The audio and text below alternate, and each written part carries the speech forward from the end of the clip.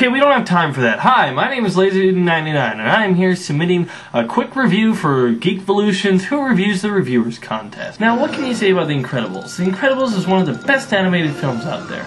And so when Disney started making comic books of everything from The Muppet Show to Toy Story to Darkwing Duck, it was a natural step to make The Incredibles a comic book as well. And that is the topic for today's review. I am going to be reviewing The Incredibles comic book series.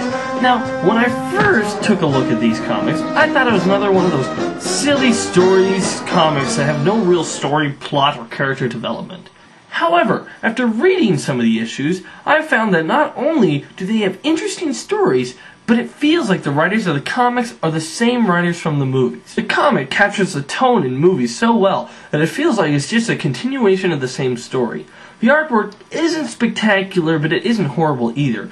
It does have good moments, like the cover for the issue 11 that has Mr. Incredible inside the mouth of a robot T-Rex with a top hat on. Not only is it drawn well, but the T-Rex with the hat on reminds me a lot of Meet the Robinsons. Now, I'm not saying this is a perfect comic book series. There are some problems with it.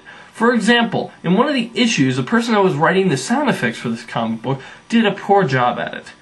In the issue, whenever Frozone shoots an ice beam, the text actually says freeze.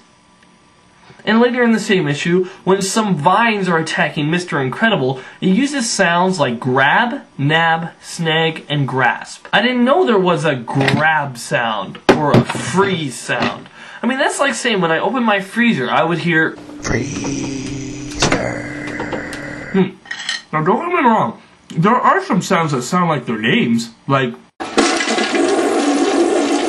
However, that is just a minor problem I have. So, if you have kids or are interested in getting a little more light-hearted comic book, this would be a good place to start. Remember, I'm LazyDude99, and if I don't like it, it's not worth it.